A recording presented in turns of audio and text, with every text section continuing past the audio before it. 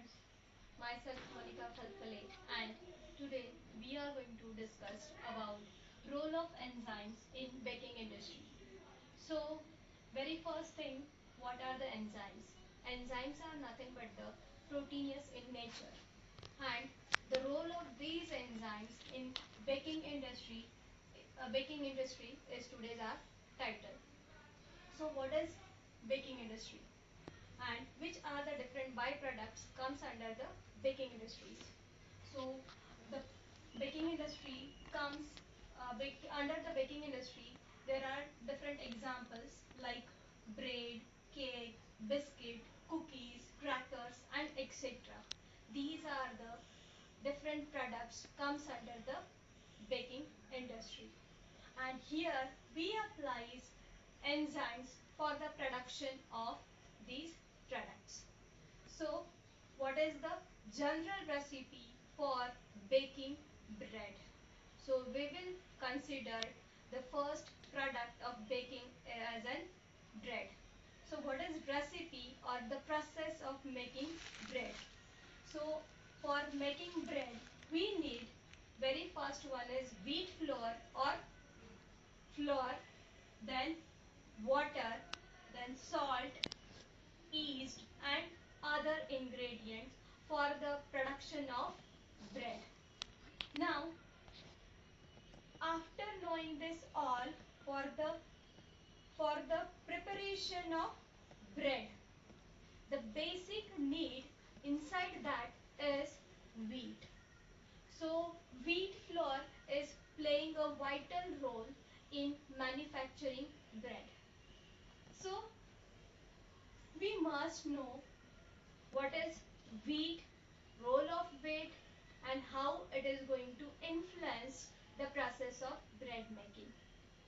So this wheat is a substrate for the enzyme inside the bread making. So this is essential ingredient for the bread making, and under this making bread, wheat is important, and this wheat is again where we where we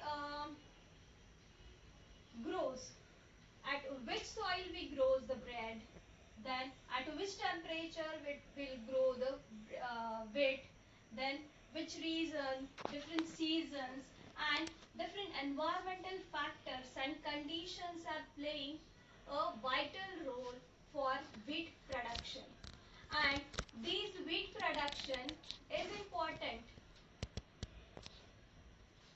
This wheat production is important for the bread making, and these all factors are responsible for the manufacturing of bread. Why it is so, we will discuss later on. Now, which are the different commonly used wheat for the application inside the baking industry? The common wheat, what is the botanical name of wheat is Triticum, and the family of wheat is Germinaceae, and we use the wheat inside the baking industry is, very first one is common wheat, and the name of that common wheat, botanical name of that common wheat is Triticum aestivum, and second common one is durum wheat, and the botanical name of this durum wheat is Triticum durum, and these two varieties are commonly used for the production of bread. And why we choose this a specific variety for the production of baking bread? So here what is important, that wheat contain a unique protein. Which is that unique protein inside wheat? That is gluten. What? Gluten. And this gluten is responsible for forming or making bread. So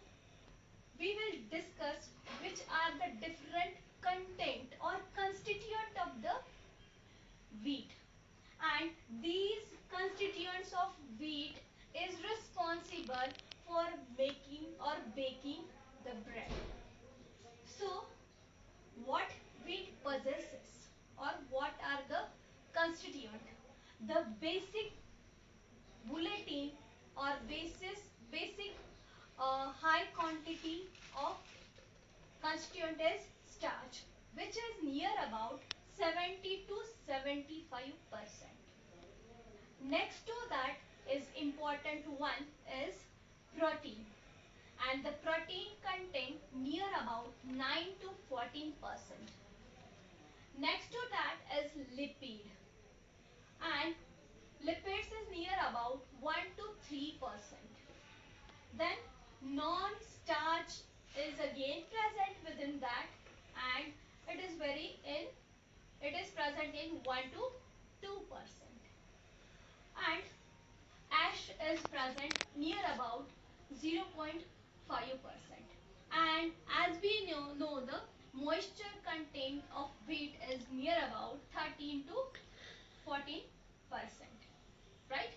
So we will see the important ingredient or constituent of the wheat, which are responsible or which are helping in formation or making bread.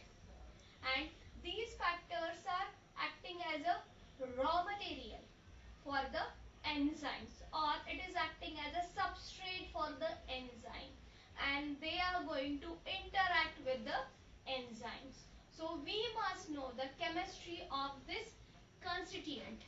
Then we understand the role of enzyme inside the baking. So we will consider first as a starch. Now we are knowing what is starch. Starch is homopolysaccharide, right? What is homopolysaccharide? Homo means same. Polysaccharides are the same sugar or same glucose, n number of glucose molecules present inside the homopolysaccharide. So this is example is starch. Homopolysaccharide is the part of example of homopolysaccharide is starch. Now, and the basic unit of starch is glucose molecule. So this starch is made up of glucose molecule. Now this is the basic thing. Now this starch is divided into two main things or two different categories. So very first one is, as you know, the starch is made up of amylose and amylopectins. So what is amylose and what are the amylopectins? So we will first consider the molecular weight of amylose and amylopectin. The molecular weight ranges from 10,000 to 15,000 in case of amylose, and the molecular weight of amylopectin ranges from 15,000 to 1 lakh near about. So this is the high molecular content, that is amylopectin, and low molecular content is amylose. Now, what is the linkage present inside this amylose and amylopectins? So this amylose is near about amylose content alpha 1,4 linkage, which is nothing but the alpha helical kind of structure. That is alpha linkage is present. And this helical structure, what? Helical structure or helical linkage of amylose is responsible inside this bread making, that is it gives more stability to this bread because of this amylose. And why amylose? Because this amylose content helical structure, and this helical structure is because of this alpha 1,4 linkage. Okay, this is amylose. Second most important factor of structure of starch is amylopectin. This amylopectin is not a linear one. It is a branching molecule. What? They have a branching point. What is this branching point?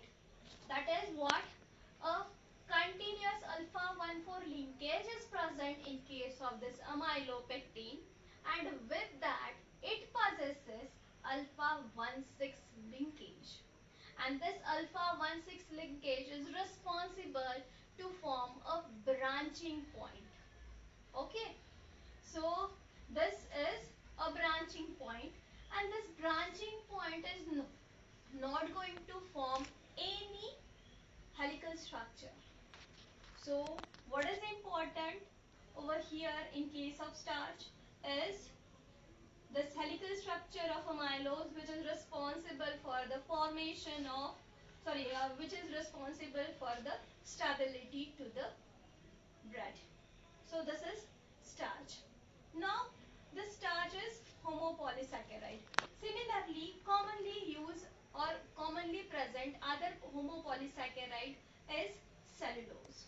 Why we are not going to use this cellulose for the making bread, and why we choose the starch? So this cellulose, which is again having a same glucose unit, right? That is homopolysaccharide means same units are present, and that is of glucose 1. But what is basic difference in this starch and cellulose is that here alpha 1,4 linkage is present, and in case of cellulose it is having beta 1,4 linkage, and this beta position is responsible for the formation of sheet like structure, and which is not required for the bread making. So we'll consider always starch for the bread making, and this is important for the bread making. Okay, so we'll see the role of protein inside the bread making. Start. Now, earlier we discussed that amyloses are with linear change, right? Linear chains. So what is structure of this amylose? So this is what is a single glucose molecule. This is the first position, second, third, fourth, fifth, and sixth position of glucose molecule. So this is first glucose, this is second glucose. They are going to bind with each other on this first and fourth group, and that is considered as alpha 1,4 linkage. And this alpha 1,4 linkage is in a linear chain inside the amylose, and this linear chain is after that going to form a helical structure.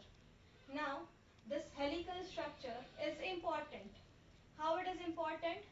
This interior helix, this helical region is going to form a helix, and inside this helical region, which contains hydrogen atoms, where are we having this hydrogen atoms? These are the hydrogen atoms inside the helical regions, and these hydrogen atoms are considered as hydrophobic in nature. What? They are hydrophobic in nature. So they are not going to interact with other things. So they are going to form a secure zone. Now, this is important. And these turns, what? These turns forms a complex. What? They are going to form a complexes with free fatty acids. What? These these terms or helical regions or helix are responsible for the formation of complexes with free fatty acids. Then fatty acid components of different lipids and with alcohols, and these are nothing but are these are the important, and they are going to form a difference inside the starch. One more thing, this polypeptides, amylose and these amylose and amylopectins, These are two different polymers which are determined for difference in starch properties and functionality. Means the number of amylose and amylopectins are responsible for the functionality and property of the starch. They are responsible for that. Now, if they are responsible, what they do? Right? What are the properties of the starch? So they are totally showing these three properties. What? These three properties. First one is starch showing gelatinization. Then it shows viscosity and it shows retrogradation. And these three factors or these three properties are responsible for bread making. So what is meaning of this gelatinization? This gelatinization is nothing but the thickness of the starch. So what is this thickness of starch? Starch possesses amylose and amylopectins, and it is amylose and amylopectin in presence of heat, moisture, moisture or water. In presence of these together, they are going to form a what? Thickening of starch, thickened material, and that is what? Gelatinization property. And this gelatinization at a various temperature is important property of your starch. While making bread, this property is important. The second one is viscosity. It will form a viscous material, and this is again water binding capacity is depend on this. Then retrogradation. What is this retrogradation? This retrogradation is nothing but the starch molecule inside the bread is going to form a crystallized what? Retrogradation is nothing but the crystallized form of the starch inside the bread. Means loss of moisture. And this loss of moisture is responsible for the stale of the bread. So these three properties are important, and these three properties are depend on presence of amylose and amylopectins. So after this we'll see the next, that is what is protein content inside the wheat. So inside the wheat, the most important protein is gluten. What? Gluten. So we'll see the gluten.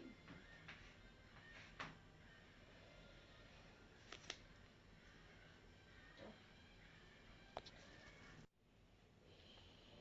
gluten is important in wheat protein, or the most important wheat protein is gluten. And this gluten is considered as governing factor for bread making quality. Means inside the bread making, this is a lead role, right? So firstly we will see the classification of wheat protein. So wheat proteins are basically different four types, and they are classified on the basis of solubility. So we'll see the wheat protein classification based on solubility. Under that, the very first one is albumins. The first class of classification of wheat protein under solubility is albumins. And these albumins are soluble in water. First class is albumins, and they are soluble in water. Second class. The second class is globulins. What? Globulins. And these globulins are soluble in salt solution. Albumins are soluble in water, globulins are soluble in starch solution. Now, the third class of classification is gliadins. What? Gliadins. What is this gliadins? These are soluble in 70% of alcohols. What? This gliadins are soluble in 70% of alcohol. This is the third class. And final and most important is glutenins. What? Glutenins, these are the fourth class of classification, and the property of this, solubility of this is, these are partially soluble in acid and alcohol. What? They are partially, means not 100% soluble in acid and alcohol. Right? So these are the four class of protein classification. I repeat all four class together. First one is albumin, soluble in water. Globulin, which is soluble in salt solution. Gliadins are soluble in 70% alcohol, and glutenins are partially soluble in acid and alcohol. So these are the four class of classification. Now we will see when we are going to mix what is wheat flour with water when we prepare a dough, right? For the bread making, we prepare a dough. Inside this dough making, we add the water inside the wheat flour. Then what happens? What actual reaction taking place inside that? That this starch which is present inside the wheat, which is going to wash out. What? They are going to wash out. And after this washing out of the starch solution, starch inside this wheat, so what is remaining? What is remaining?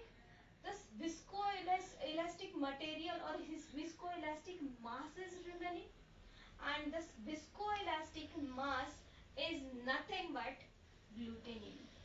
What? That is gluten.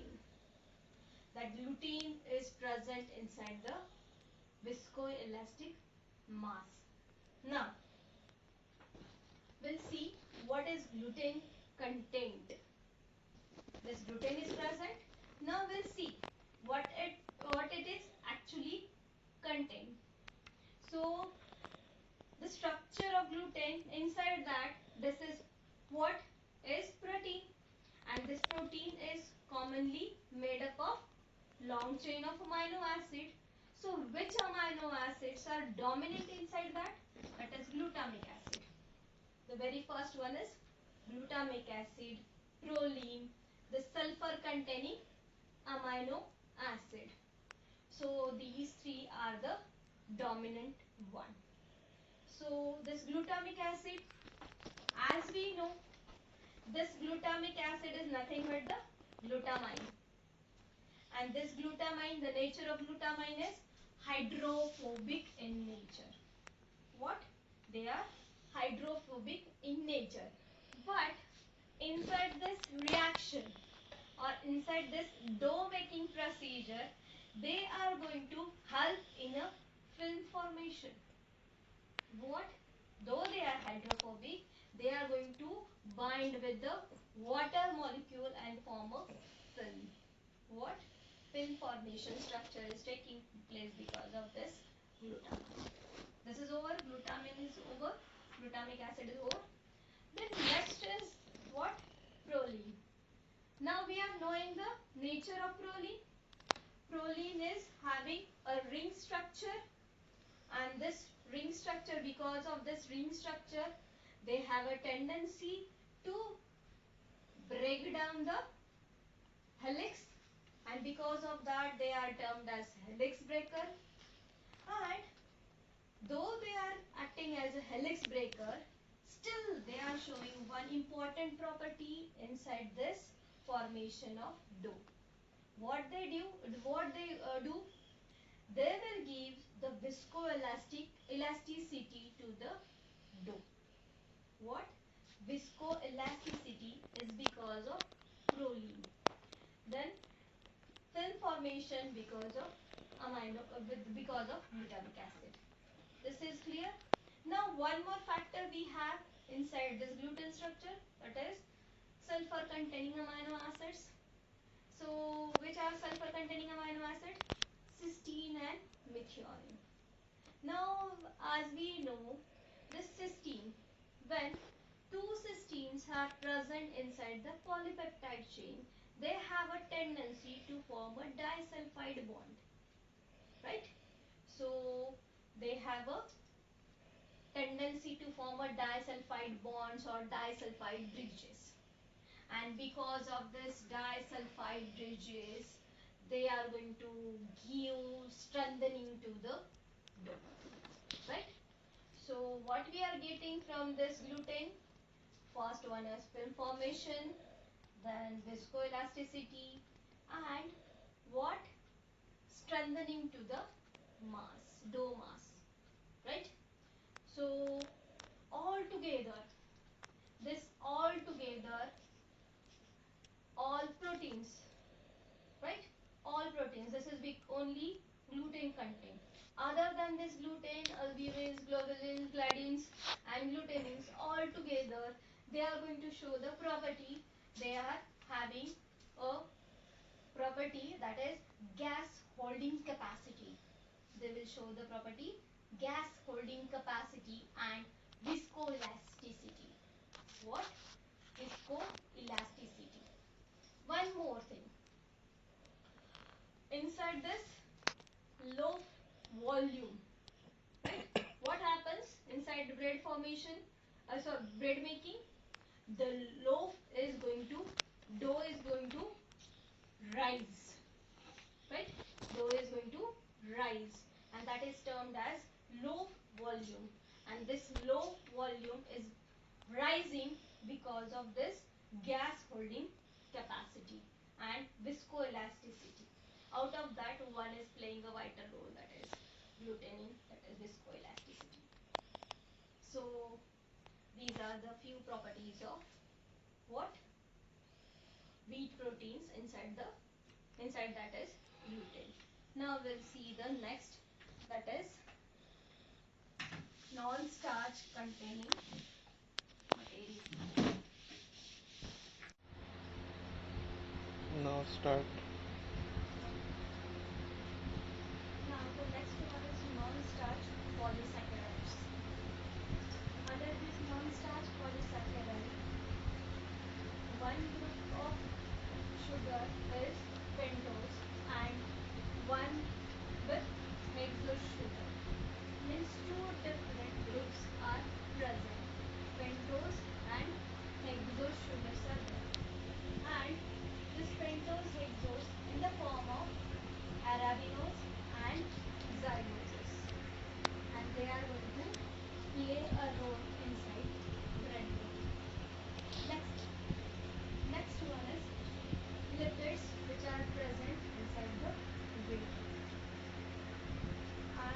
As we know the definition of lipid, lipid is a heterogeneous group of molecules, and this heterogeneous group of molecules are divided into basically two groups.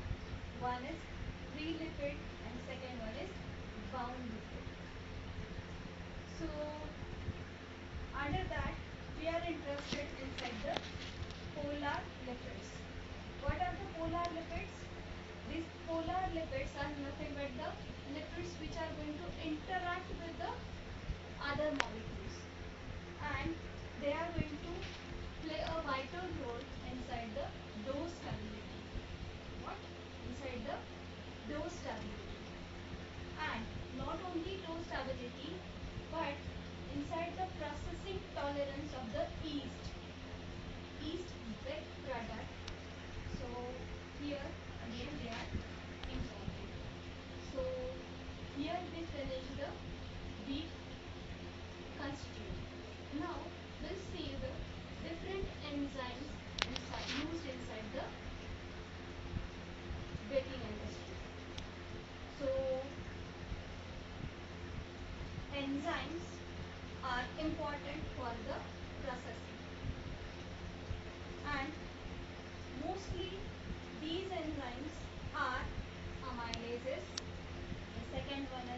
hemicelluloses, oxidases, then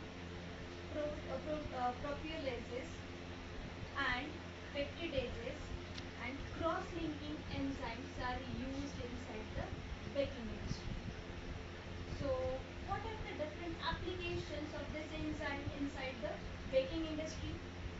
So, amylases.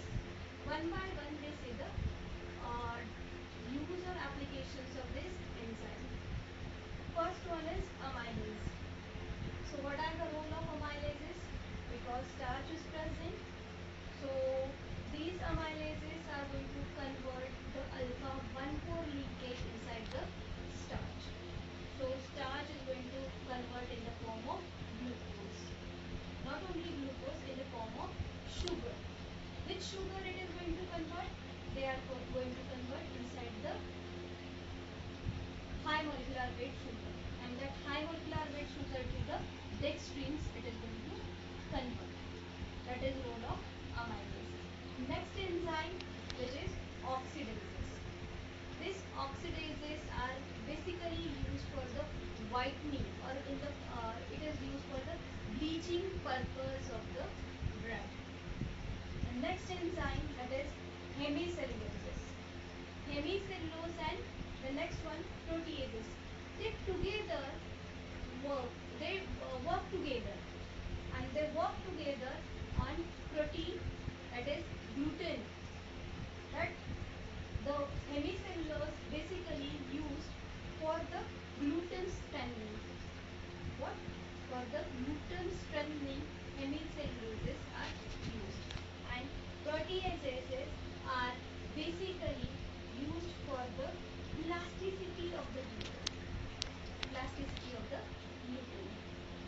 And other enzymes are again there, that is what cross-linking enzymes which is responsible for the strengthening and different effects and air what air stability.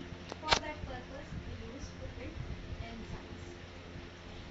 And all together these enzymes, not a single enzymes, all these enzymes come together and they are going to give different different functions like softening of bread, then crumbs of bread, freshness of the bread, then uh, low volume of your bread, everything all together they use. Now these enzymes are up till this we used. Nowadays we use new enzymes such as xylinases. Xylinases instead of hemicellulose, nowadays xylinases are used to improve the dough machinability. Dough machinability. For that purpose, we use nowadays xylinase instead of hemicellulose. We use that enzyme. Then next enzyme that is lipase. Lipase is the enzyme which is gluten strengthening purpose we use. And not only this, it is going to improve the crumb structure. For the improvising the crumb structure, we use the lipase. And alpha amylase sometimes we use. Earlier I mentioned that amylase we use. But which amylase commonly used? That is beta amylases are commonly used. Nowadays alpha amylase can be used for the anti-staining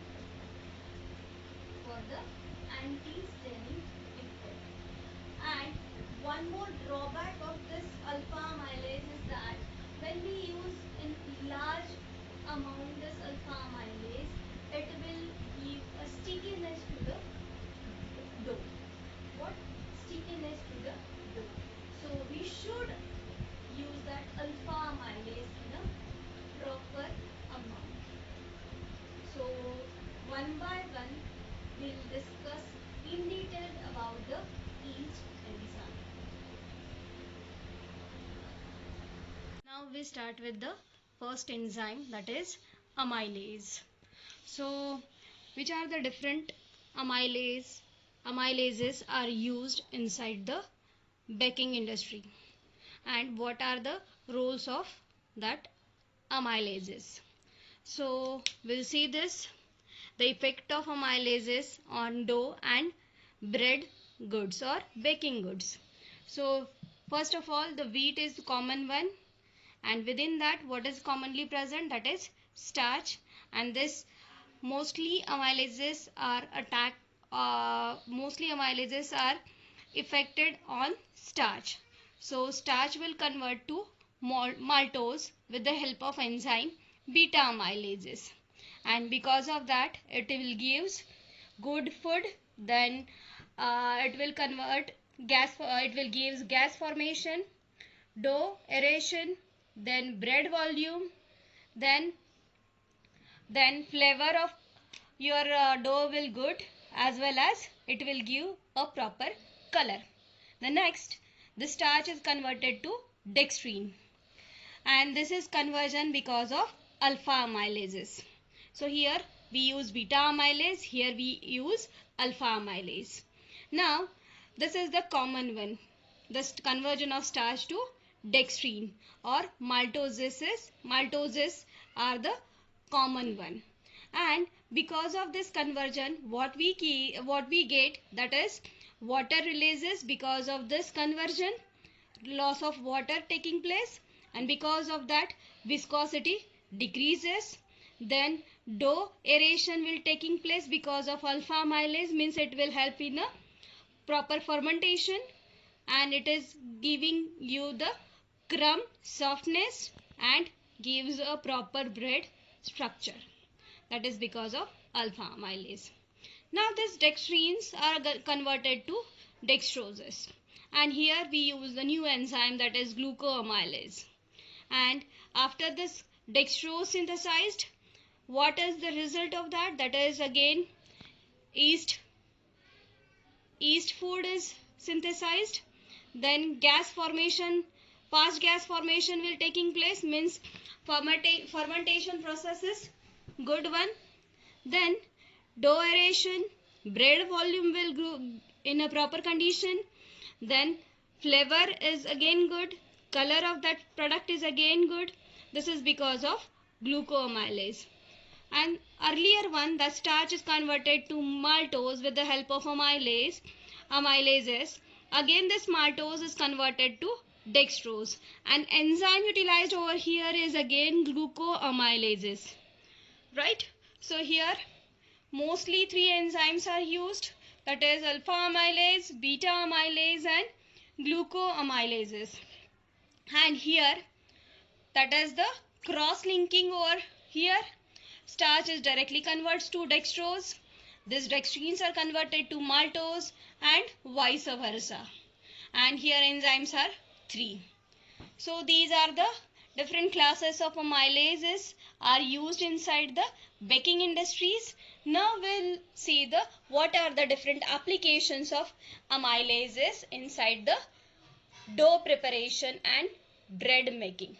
So very first application or benefit of this amylase is this will show the positive effect on dough development, means the proper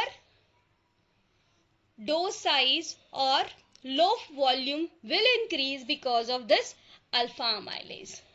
Then next, it acts on damaged gelatinized starch, and this dough development is because of this gelatinization of starch process. Then again it is acting on anti-staling effect. It is showing anti-staling effect. Next, high effect of this alpha amylase leads to sticky dough. That was earlier mentioned. Next, it will gives volume, proper volume. Then it will gives a good structure, crumb structure, and it will gives a good flavor to the bread. After this, these are the few things. Apart from that, this release of water inside this starch, this hydrated starch, it will show the dough viscosity, consistency is reduced. Then again it improvised extensibility, may cause stickiness in excess use because of water. And with the help of that dextrins, earlier I mentioned what are the dextrin and how it will form. And because of this dextrin formation or fragments of dextrins or maltoses are synthesized, and they will help in browning the bread. And again it is again useful for the improvised shelf life of your bread. And again it is helpful for the better fermentation of your product. And we'll see the next enzyme, that is xylinases. Now the next enzyme is hemicellulase. Earlier I mentioned the xylinase, but this xylinase is not direct one. So we'll see the different classes or family of hemicellulase. So this hemicellulase are divided into two groups on the basis of structure or glucose structure present within them. So first one is pentosense and second one is hexosense. This pentosense are again divided into two groups, that is xylinase and arabinases. And we know this xylinase, but other than xylinase, the second one is arabinase. And this xylinase is again divided into basically two classes on the basis of endo and exo structure, means the linkage present inside or outer side of the structure. So likewise endo 1,3 beta xylinase, endo 1,4 beta xylinase, and so on. And second class of that is arabinofuranosidae. So likewise they are further classified. And this hexosenase are again divided into three groups: beta glucanase, galactanase, and manases. So these are the short classification or short family of hemicellulase. Now this hemicellulase, now we heard which are the different hemicellulose. Again this hemicellulase have a proper site or proper enzymatic hydrolytic site in wheat xylene. Where? On wheat xylene. Now we know the different names of this enzymes, that is xylose, then cumaric acid, and endo 1,4 beta xylinase. We know these are the different classes of hemicellulose, and they are present on this site of wheat xylene. Means these are the different site. This is X is nothing but the xylose. So these are the XXXXX. These are the different site of xylose. Then A is mentioned. Then C is mentioned. Likewise, different sites are present on the wheat. So these are the different sites. And these sites are going to cross-link with gluten and hemicellulase. What? Gluten and hemicellulose. So this is what is your protein. Protein is gluten, and this gluten, as I mentioned, that arabinoxylene is going to interact with each other in this form. This is the structure of your arabinoxylene, and this is structure of protein. They are going to interact with each other, and this interaction is because of this ferrolyl side chain of arabinoxylene. So this is what is xylene, and this is arabinose. Likewise, they are going to interact with each other, and because of this interaction, they are going to show the special effect, or they are going to show the results. So what are the results of that is they will break down the xylene backbone, and these xylenes are again break down, and because of this breaking down of xylene, this soften gluten xylene network or meshwork will be synthesized, and this hydrolyzes soluble and insoluble pentosanes are divided into initial increase of water absorption capacity, and that is again converts to the dough drying, and release of this water is again softening to the your gluten will synthesized, and because of this all together it will improve the extensibility of your dough, then dough softening, then increase the baked good, volume increases of your baked good, then can be used to achieve a finer coarse crumbs, and may cause stickiness if not suitable to the overdosed. So these are the few one. Apart from this, we can get few things, that is flavor. It will give a specific flavor because of this xylenase. Then it will show the dough handling property, good stability to your dough.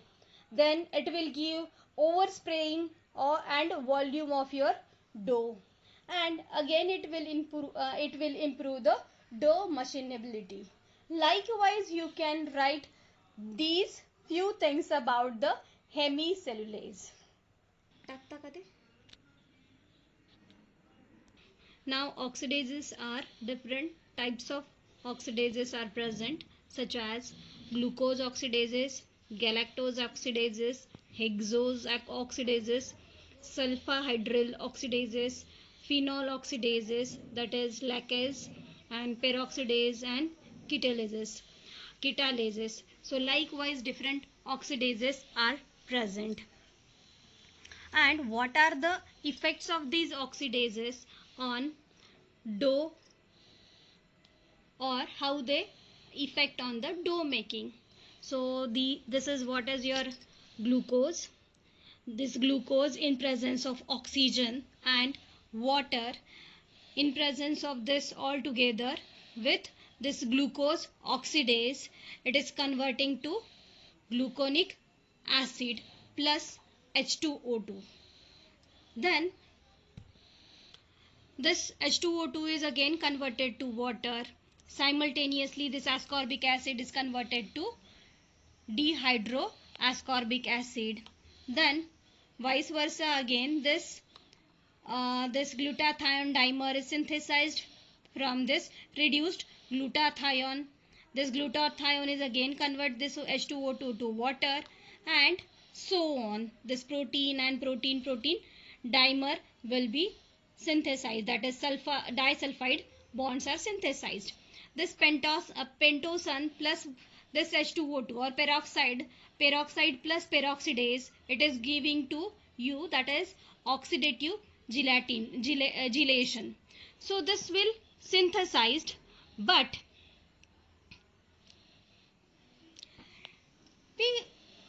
we never directly use this glucose oxidase. Earlier, this oxidases are used, that is potassium bromate and dehydroascorbic acid. These two are commonly used as an oxidizing agent. And what they use, why they use? Because they will give the they will act as a stabilizer for gluten structure, and they will improve the dough handling capacity, increase the loaf volume, improves the bread crumb. Because of this, we earlier used this 2, but this we use bromate over here, and this bromate is high risk for the human health or mankind. So we should not use this bromate as an oxidizer or oxidizing agent. So we should replace this potassium bromate. And nowadays we are able, or this baking industry is able to replace this potassium bromate as an glucose oxidase. Now this glucose oxidase, now we are knowing what is the role of this glucose oxidase. This glucose oxidase are responsible to create hydrogen peroxide.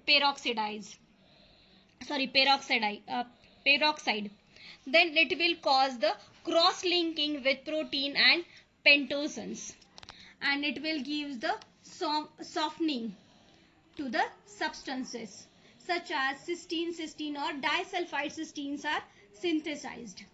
They will again increase the water absorption. They will result in drier dough surface, and hence better handling property will rise. Again they improve the opening of cut, that is baguette. Again they improve the dough stability. It will help to preserve the dough shape and long fermentation of the bread. And this is only because of glucose oxidase. But one more research showing that this glucose oxidase along with ascorbic acid will give the good dough strengthening. So we can use this together, ascorbic acid and glucose oxidase, for the good dough strengthening. So we'll see the next enzyme, that is hydrolysis.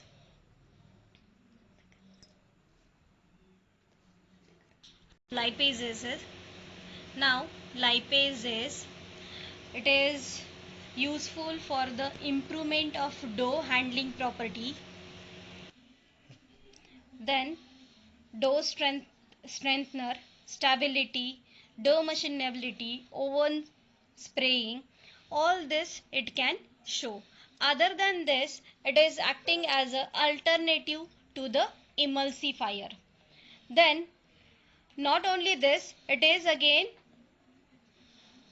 alternative to the chemical dough strengthness. Also increase the surface pressure of gas cells, which leads to the better distribution of more stable gas cells. Means this is because of this gas cells, the loaf volume will increase, and this loaf volume will increase because of this stable gas cells, and this is because of lipase enzyme. So we'll see the mechanical action of this lipolytic enzyme, that is this triacyl lipases. They will work on these places, and formation of this R1, R2, R3 fatty acid reduces. So these are the action site of lipolytic enzymes. Then this is what is gas stabilization of protein, lipid and arabinoxylinase. Because earlier I mentioned this xylinases are useful for the gas formation, gas cell formation. So here together these are the gas cells, these are the liquid films, and this is gluten structure. These are the polar lipid, protein and arabinoxylinase. They together gives a stable gas cell structure. Now, and this is formation because of lipoprotein complex. This is lipoprotein gas cell formation. This leucine, tyrosine, methionine and so on, they are useful for the formation of this structure.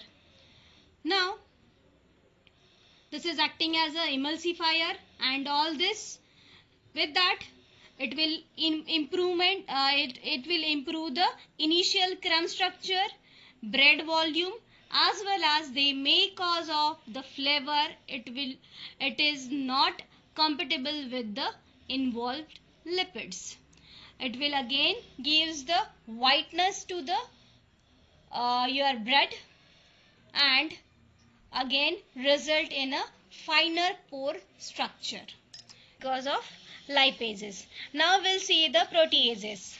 These proteases are responsible to give the softness, then reduction of mixing time, then it will improve the dough machinability. With that, it will improve the gas extensibility, gives the good crumb structure, improve the water absorption, improve the flavor and color of the bread. Now, here we finished the all enzymes used inside the baking industry, bread industry. Other than that, we have different applications of enzyme in other baking industries such as cake and muffin production. Inside this cake and muffin production, eggs and fat sources are used with along with the wheat flour as well as sugar.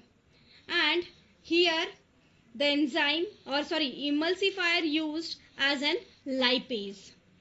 In case of this cake and muffins, oil water emulsion can be useful for the stabilizing for the emulsification.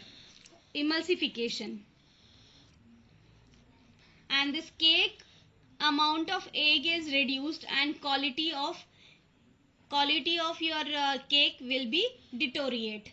This can be replaced by the addition of phospholipase. And this phospholipases can be improve the cake volume and storage property of your cake. So this is about the cake and muffins. Other than that, biscuit, cookies and crackers are produced inside the baking industry. Within that, sodium metabisulfite or simply SMS can be used currently in baking industry for the softening of biscuit dough. It is used in the industry to reduce the shrinkage of dough pieces and irregular sizing of the biscuit product, and modified gluten. And here they modified the gluten's quality, so increase the dough extensibility. And here for this all we use the proteases for the different way to hydrolyze the inner peptide linkage of gluten, and where SMS increase the extensibility of baking disulfide bonds. And here with that, papains, glucose hydrolases and other enzymes can acting as a good dough recipient to give the good consistency. Hemicellulose can be act as a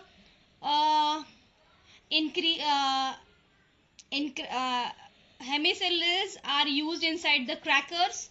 Alpha amylases are used as a enzymatic browning inside the biscuit for the darkening of the color. Likewise, different enzymes are used inside the baking industry. I hope, my friends, you might understand what are the applications of the enzyme inside the baking industry. Thank you very much.